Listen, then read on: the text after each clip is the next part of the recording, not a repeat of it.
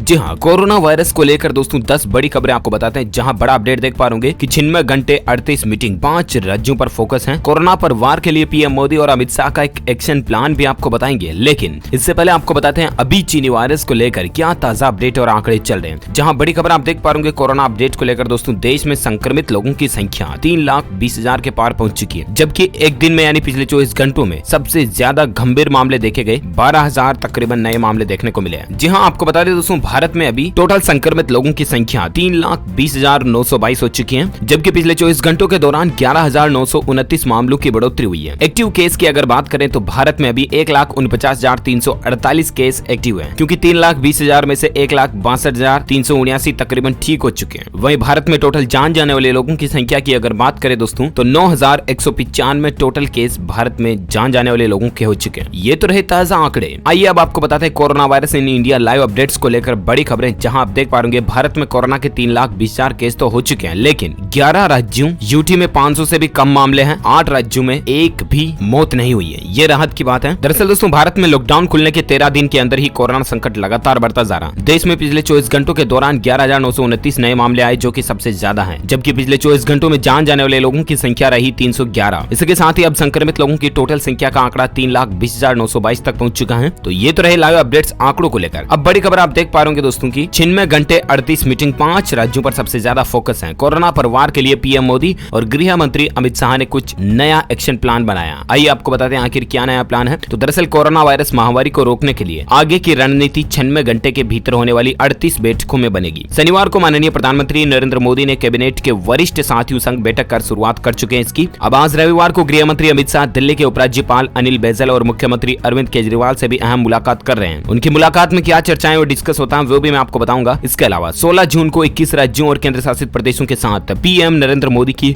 Video conferencing की बैठक भी होने जा रही है। अब इस बैठक में या तो दोस्तों लॉकडाउन को वापस सख्ती से लागू किया जाएगा, या तो लॉकडाउन पर कुछ बदलाव होता है, या तो देश में और क्या नए नियम कानून कायदे लागू होते हैं। जो भी अपडेट आएगा मैं आपको बताऊंगा जरूर DLS न्यूज के ऊपर। लेकिन फिलहाल एक अगली बड़ी खबर आप देख सकते हैं। कोरोना वायरस के रूप बदलने की रफ्तार धीमी हुई है और ज्यादा बड़ा संक्रमण का खतरा। हाल ही की एक स्टडी में वैज्ञानिकों की रिसर्च में इस बात का खुलासा हुआ है। जी हाँ, अमेरिका के फ्लोरिडा स्थित स्क्रिप्स रिसर्च इंस्टीट्यूट की ये स्टडी शुक्रवार को पब्लिश हुई थी और इसमें कहा गया है दोस्तों की संयुक्त राज्य अमेरिका और यूरोप में होने वाले कोविड-19 का संक्रमण पहले से और ज्यादा खतरनाक हो चुका है। कार्यात्मक और सेल बाइंडिंग स्पाइक्स वाले हो गए हैं। म्यूटेशन कम जरूर हुआ, लेकिन खतरा बढ़ गया, इसलिए आपको ज्यादा सावधान रहने की जरूरत है। जैसा कि मैंने आपको बताया ना दोस्तों, लॉकडाउन का ईमानदारी से पालन करें। अभी जो जहां भी रोक लगाई हुई है, कंटेनमेंट जोन वगैरह में अगर आप रहते हैं तो इसके अलावा मुंह पर मास्क लगाए बिना घर से बाहर ना जाएं, भीड़ भाड़ वाले इलाकों में ना जाएं, सोशल डिस्टेंसिंग बनाए रखें। यही एक सबसे बड़ा रामबाण हथियार है अभी तक इस बीमारी से बचने का, क्योंकि दोस्तों दुनिया भर के वैज्ञानिक जुटे हुए हैं इसकी वैक्सीन और दवा बनाने के लिए, लेकिन अभी तक भी कोई पुख्ता औजार या दवा हमारे पास नहीं है जो कि कोरोना वायरस को काट सके। इसलिए सावधान रहिएगा। और इसी बीच आप देख सकते हैं कि राजस्थान में 131 नए मामले सामने देखने को मिले। आज 4 लोगों की जान जाने की खबर है। अब संक्रमित लोगों की टोटल संख्या राजस्थान में 12,532 पहुंच चुकी है। वहीं इसी बीच एक बड़ा खबर आ रहा है दोस्तों की नई रिसर्च देखिए, बंद जगहों पर कोरोना वायरस के संक्रमण का सबसे ज्यादा खतरा बना हुआ है। जी हाँ, आपको बता दें खुले में मत घूमिए, घरों में बंद रहिए। बाहर घूमने पर कोरोना वायरस का अधिक खतरा है। अगर आप ऐसा सोचते हैं तो शायद ये गलत हो सकता है। दरअसल बंद जगहों पर कोरोना संक्रमण का खतरा ज्यादा है। हालांकि बंद जगहों का मतलब ऐसा नहीं कि आप घर से बाहर घूमते फिरे, नहीं ना, समझे। आप घर में ही एक ही जगह पर, ऐसा नहीं कि एक रूम में एक ही बेड पर रहे, तो यहाँ पर ज्यादा खतरा हो सकता है। आप अपने घर में खुले में घूमिए आराम से, कोई दिक्कत नहीं। ज्यादा बाहर बिना काम तो घर से बाहर बिल्कुल भी मत जाना ना। अच्छा, अब रिसर्च ये बताती है दोस्तों की खुली जगहों पर कम खतरा है। Centre for disease control and prevention USA के नए अध्ययन में ऐसे कई तथ्य सामने आए हैं। CDS USA के नए अध्ययन में कई भ्रांतियों को भी दूर किया गया, जबकि तमाम नए खतरों से भी सावधान रहने को कहा गया। अध्ययन के मुताबिक सरफेस यानी कि सतह से वायरस फैलने का खतरा बहुत कम है। इसे लो रिस्क फैक्टर में रखा गया, यानी किसी भी बाहरी चीज, दीवार, गेट आदि से छूने पर खतरे की गुंजाइश बहुत कम है। जबकि सबसे अधिक खतरा भीड़ भाड़ वाले स्थानों पर बताया गया है, जैसे कि दोस्तों शादी, विवाह, सम्मेलन, समारोह, कार्य वगैरह हो गए, कार्यालय, सिनेमा घर हो गए, मृत्यु भोज के कार्यक्रम, कोई रसोई, जिमना वगैरह हो गया, उनमें सबसे ज्यादा खतरा होता है। इसलिए आप भीड़ भाड़ वाले इलाकों में ना जाएं। इसके अलावा खुले में होने वाली गतिविधियां जैसे कि खेलकूद, योगा, दौड़, कसरत आदि को कम खतरे वाला माना गया। ये वैज्ञानिकों की एक नई रिसर्च है। चलिए इसी बीच अगला बड़ा अपडेट आप देख पा रहे हैं। कोरोना वायरस को लेकर पीएम मोदी ने की समीक्षा की बैठक। दिल्ली के लिए इमरजेंसी मीटिंग बुलाने के निर्देश भी दिए गए हैं। जी हाँ, आपको बता दें दोस्तों, प्रधानमंत्री नरेंद्र मोदी ने कोरोना वायरस की रोकथाम और उसके बचाव को लेकर शनिवार को प्रधानमंत्री आवास पर एक महत्वपूर्ण समीक्षा बैठक की है। इस बैठक में गृह मंत्री अमित शाह, स्वास्थ्य मंत्री डॉक्टर हर्षवर्धन, कैबिनेट सचिव राजीव गौबा, मेडिकल इमरजेंसी के लिए बनाई गई एम्पावर्ड कमेटी के चेयरमैन डॉक्टर वी पाल और ICMR के DG भी मौजूद रहे। इस दौरान प्रधानमंत्री ने राज्यवार समीक्षा की, जहां जहां लगातार कोरोना के नए मामले सामने आ रहे हैं, उनको लेकर अलग से योजना बनाने को भी कहा गया है। प्रधानमंत्री ने दिल्ली को लेकर चिंता व्यक्त करते हुए कहा कि गृह मंत्री अमित शाह को निर्देश दिया कि इमरजेंसी बैठक बुलाकर एलजी अनिल बैजल और मुख्यमंत्री अरविंद केजरीवाल समेत बड़े अधिकारियों के साथ कोई न कोई चर्चा और योजना तैयार की जाए। तो ये अपडेट चल रहा। चलिए इसी बीच अगली खबर है दोस्तों, कोरोना वायरस को लेकर महामारी के उभरते इन नए 15 केंद्रों ने बढ़ाई सरकार की चिंता। 15 ऐसे सेंटर्स है दोस्तों हमारे देश में जहां पर सबसे ज्यादा गंभीर मामले चल रहे हैं। एक तरफ जहां कोरोना के संक्रमित मरीजों की संख्या 3 लाख के पार पहुंच गई है, वहीं कोरोना के नए उभरते केंद्रों ने चिंता भी बढ़ा दी है। दरअसल दोस्तों गुरुग्राम, फरीदाबाद, वडोदरा, सोलापुर, गुवाहाटी समेत 15 शहरों में पिछले 10 दिन में 45 से 50% तक मामले बढ़े हैं। तो 15 ऐसे शहर जहां 63% मरीज चल रहे हैं। ये आप देख सकते हैं कुछ शहरों की जानकारी और डिटेल्स भी। इन शहरों ने मुश्किल बढ़ाई है, जिनकी लिस्ट भी आप यहाँ स्क्रीन पर देख पाओगे। अब देखते हैं सरकार इन शहरों में रोकथाम के लिए क्या नया प्लान बनाती है, मोदी जी की बैठक में क्या डिसीजन निर्णय लिए जाते हैं, मैं आपको बताऊंगा जरूर। फिलहाल अगला अपडेट आप देख सकते हैं कि स्वास्थ्य मंत्रालय ने कोविड-19 के लिए संशोधित क्लिनिकल प्रबंधन प्रोटोकॉल जारी कर दिया। जहां सरकार ने कोविड-19 महामारी के इलाज के लिए आपातकाल में वायरस रोधी दवा, रेमडेसिविर, प्रतिरोधक क्षमता के लिए इस्तेमाल होने वाली दवा, टोसिलीजुमेब और प्लाज्मा थेरेपी की अनुशंसा भी की है। सरकार ने देश में कोविड-19 के मामले 3 लाख से अधिक होने के बाद इस घातक संक्रमण के इलाज के लिए संशोधित प्रोटोकॉल जारी किया। इलाज के लिए कुछ नई गाइडलाइन जारी की गई, जिनकी जानकारी आप देख सकते हैं। केंद्रीय स्वास्थ्य मंत्रालय ने कोविड-19 के लिए क्लिनिकल मैनेजमेंट प्रोटोकॉल की समीक्षा की और कहा कि बीमारी की शुरुआत में सार्थक प्रभाव के लिए मलेरिया रोधक दवा हाइड्रोक्सीक्लोरोक्वीन का इस्तेमाल भी किया जाना चाहिए और गंभीर मामलों में इससे बचना चाहिए। ये सरकार की एक नई गाइडलाइन इलाज को लेकर आप स्क्रीन पर देख सकते हैं। और इसी बीच दोस्तों खबर यह भी है कि पतंजलि ने दावा किया कि कोरोना मुकम्मल इलाज खोज लिया। दवा में आखिर कौन कौन से घटक शामिल है? दरअसल दोस्तों पतंजलि, जो कि बाबा रामदेव की कंपनी है, उसके सीईओ आचार्य बालकृष्ण ने भी ये दावा किया है कि कोरोना वायरस का संक्रमण आयुर्वेदिक दवा से पूरी तरह ठीक हो सकता है। उन्होंने कहा कि कंपनी की ओर से काम कर रहे वैज्ञानिकों की एक टीम ने दिन रात मेहनत करके एक ऐसे कंपाउंड को खोज निकाला है जो जानलेवा कोरोना से मुकाबला कर सकते हैं। दवा का पहले चरण में ट्रायल पूरा हो चुका है, जिसमें दवा का 100% रिजल्ट आया। उन्होंने ये भी बताया दोस्तों कि सैकड़ों मरीज इस दवा को लेने से ठीक हुए हैं और अगले 3 से 4 दिनों में इस बारे में डेटा के साथ पूरा विवरण दुनिया के सामने रखा जाएगा। ये वाकई में बड़े ही गौरव की बात होगी दोस्तों कि अगर भारत का आयुर्वेद इस कोरोना का तोड़ निकाल लेता है तो ये हम सभी भारतीयों के लिए किसी गौरव और सीना चौड़ा करने वाली बात से कम नहीं होगी। अगर आप एक सच्चे इंडियन से भारतीय नागरिक होने के नाते एक लाइक तो बनता है, सपोर्ट कीजिए आयुर्वेद को और एक लाइक कीजिए। नीचे वीडियो के नीचे कमेंट बॉक्स में जय आयुर्वेद जरूर लिखिएगा, क्योंकि दोस्तों आजकल की जो एलोपैथिक दवाइयां आती है बहुत ज्यादा साइड इफेक्ट रिएक्शन करती हैं। कुछ दवाइयां ऐसी भी होती हैं जिनको आज हम लेते हैं और 1 साल बाद जाकर के उनका साइड इफेक्ट हमारे शरीर में दूसरी बीमारियों को जन्म देता है। लेकिन आयुर्वेद में कोई भी दवा लो आप, किसी भी तरह का कोई भी साइड इफेक्ट नहीं होता है और इसीलिए तो भारत का आयुर्वेद कितना पावरफुल है। पहले राजा महाराजाओं के टाइम से ही दोस्तों बड़ी बड़ी बीमारियों के, बड़े बड़े धनुष बाण के जहरीले जो घाव बन जाते थे, उनको भी तो आयुर्वेद से ठीक किया जाता था ना। तो आखिर आयुर्वेद में कोई ऐसी बीमारी नहीं है जिसका इलाज नहीं है, समझ रहे हो ना। आयुर्वेद के जरिए हर बीमारी का तोड़ और इलाज है, बस जरूरत है तो हमें उसको खोजने की और हमें उसको पाने की, जो बाबा रामदेव की कंपनी पतंजलि अच्छे से कर रही है। और इसमें देखते हैं आखिर रिसर्च में क्या नया खुलासा आता है, मैं आपको बताऊंगा जरूर DLS न्यूज के ऊपर। फिलहाल आप अगली खबर देख सकते हैं कि कमजोर हुआ कोरोना वायरस, आसानी से तैयार होगी असरदार वैक्सीन। आखिर वैज्ञानिकों की रिसर्च एक और क्या निकल कर आ रही है। जी हाँ, तो चीन के वुहान से दुनिया भर में फैले कोरोना वायरस ने कई देशों में तबाही तो मचा रखी है। देश और दुनिया के लोग जल्द ही इस महामारी से संकट से निजात पाना चाहते हैं, लेकिन इसी बीच दोस्तों वैक्सीन बनाने के लिए दुनिया भर के वैज्ञानिक लगे हुए हैं। फिलहाल कोई रूप सामने नहीं आया इसका। अब दोस्तों कोरोना को लेकर कुछ बदलाव देखने को मिल रहे हैं कि इसके म्यूटेशन में इस तरह के चेंजेस आ रहे हैं कि ये वायरस कमजोर होता जा रहा है। इसके जो मतलब ये फांगड़ा फुंगड़ी है ना, इनमें इस तरह का बदलाव आ रहा है कि वायरस कमजोर होता जा रहा है, म्यूटेशन रेट धीमी हुई है। अब इसलिए इसकी दवा बनाना और ज्यादा आसान हो सकता है, ये कहती है मॉडर्न साइंस। अब देखते हैं इस मॉडर्न साइंस के द्वारा भी और क्या नए अपडेट आते हैं, मैं आपको बताऊंगा जरूर DLS न्यूज के ऊपर। फिलहाल दोस्तों आप एक अगली खबर देख सकते हैं कि भारत ने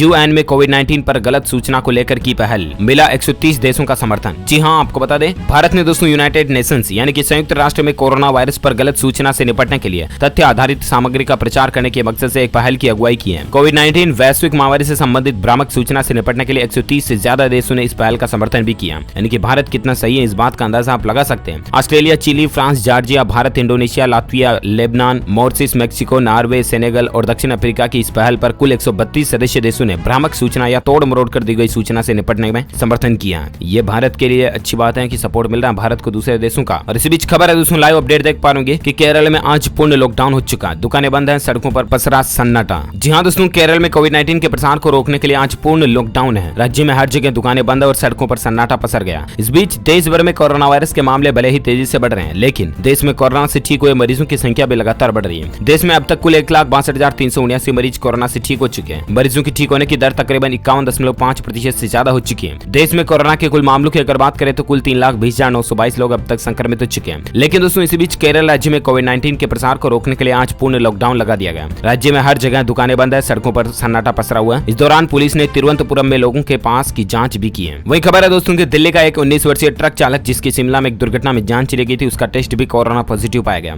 एक वरिष्ठ स्वास्थ्य अधिकारी ने रविवार को यह बात की जानकारी दी है। चलिए इसी बीच खबर है दोस्तों कि दिल्ली में कोरोना के मामलों पर गृह मंत्री अमित शाह की मीटिंग खत्म हो चुकी है। क्वारंटाइन सेंटर बढ़ाने पर चर्चा हुई है। जैसा कि मैंने आपको बताया, वीडियो खत्म होने से पहले मीटिंग पूरी हो गई, तो मैं आपको इसके अपडेट भी बता देता हूँ। दिल्ली में कोरोना संक्रमण के बढ़ते मामलों को लेकर आज अमित शाह गृह मंत्री की बैठक हुई और वो खत्म हो चुकी है। जानकारी के मुताबिक दोस्तों बैठक में चर्चा की गई है कि क्वारंटाइन सेंटर को बढ़ाया जाए। साथ ही बैठक में ये बात भी स्पष्ट की गई है कि दिल्ली के लोगों के इलाज में किसी भी तरह की दिक्कत नहीं आनी चाहिए, चाहे उनका इलाज दिल्ली सरकार के अस्पताल में हो या फिर केंद्र सरकार के हॉस्पिटल में, कुल मिलाकर के इलाज होना चाहिए। अमित शाह की इस बैठक में दोस्तों दिल्ली में फोकस जो रहा वो कोरोना को रोकने पर रहा, टेस्टिंग बेहतर करने पर रहा, इसके अलावा अस्पतालों में बेड सुनिश्चित करने और बाकी हेल्थ इंफ्रास्ट्रक्चर को मजबूत करने पर रहा। कोरोना के बढ़ते मामलों को लेकर अमित शाह गृह मंत्री की बैठक जो चल रही थी वो अब खत्म हो चुकी है और इसी बीच दिल्ली सरकार ने अगले एक सप्ताह के भीतर 20,000 नए कोरोना बेड तैयार करने के आदेश भी दिए हैं। सरकार ने बेडों की व्यवस्था के लिए होटल, बैंकेट हॉल और नर्सिंग होम का अधिग्रहण करने का भी फैसला किया। तो ये दोस्तों बैठक के कुछ महत्वपूर्ण अपडेट्स और पॉइंट्स हाइलाइट्स रहे इस बैठक जो खत्म हुई इसमें। और इसी बीच खबर है कि सरकार ने बताया दोस्तों कोरोना के 2 नए लक्षण। शरीर में अगर ऐसा महसूस होता तो आप टेस्ट जरूर करवाएं। जहां कोरोना के बेसिक लक्षण आपको पता होगा दोस्तों की खांसी, जुकाम, फेफड़ों में दर्द वगैरह वगैरह, राइट। लेकिन 2 ऐसे नए लक्षण सामने आए, अगर वो लक्षण भी आपके शरीर में दिखाई देते हैं तो आपको जरूर जांच करवानी चाहिए। कौन कौन से लक्षण है? तो दोस्तों कोविड-19 के सबसे ज्यादा मामलों की लिस्ट में भारत रूस के बाद 4थे स्थान पर पहुंच गया। और इसी बीच भारत सरकार के स्वास्थ्य मंत्रालय ने 2 नए लक्षण, 2 नए सिम्टम्स जो कि कोरोना की लिस्ट में शामिल कर दिए हैं। स्वास्थ्य मंत्रालय ने बताया दोस्तों कि एक तो सूंघने और स्वाद पहचानने की क्षमता अगर खो देते हैं तो भी ये कोरोना के प्रमुख लक्षण है। मेडिकल की भाषा में इसे क्रम से एनोस्मिया और एगिसिया कहा जाता है। स्वास्थ्य मंत्रालय ने इन 2 लक्षणों को आधिकारिक रूप से कोरोना की सूची में दर्ज नहीं रखा था, लेकिन अब इनको लिस्ट में शामिल कर लिया। यानी कि दोस्तों अगर आपकी सूंघने और चखने की स्वाद चखने की क्षमता अगर कम हो जाती है या धीरे धीरे खत्म हो जाती है तो आप जरूर चेकअप करवाएं, क्योंकि ये भी कोरोना का लक्षण हो सकता है। इस लिस्ट में पहले जैसा कि मैंने आपको बताया बुखार, खांसी, थकान, सांस लेने में दिक्कत, बलगम, मांसपेशियों में दर्द, गले में खराबी और दस्त जैसे प्रमुख लक्षण शामिल थे, राइट। लेकिन अब सूंघने और स्वाद चखने की शक्ति अगर आप खो देते हैं तो भी कोरोना का लक्षण सिम्टम्स ये माना जाएगा, ठीक है ना। तो आप चेकअप जरूर करवाएं अपने नजदीकी क्लिनिक डॉक्टर से संपर्क करके। और इसी बीच दोस्तों ये आज कोरोना की तमाम बड़ी खबरों के अपडेट को यहीं फिनिश करते हैं। आप मुझे नीचे कमेंट करके बताना दोस्तों कि आप कौन से राज्य में रहते हैं, ताकि मैं आपके राज्य के समाचार भी आपके मोबाइल तक पहुंचा पाऊंगा। साथ ही दिल से इस वीडियो को लाइक करना, ज्यादा से ज्यादा अपने दोस्तों के साथ फेसबुक और व्हाट्सएप पर शेयर भी करना। अगर आप DLS न्यूज चैनल पर पहली बार आए हैं तो चैनल को सब्सक्राइब करके बेल आइकन भी जरूर दबा देना, ताकि आपको रोजाना की ताजा अपडेट्स तुरंत आपके मोबाइल पर मिलते रहेंगे। Thank you, take care, good bye, Jai Hind, जय भारत, वंदे मातरम।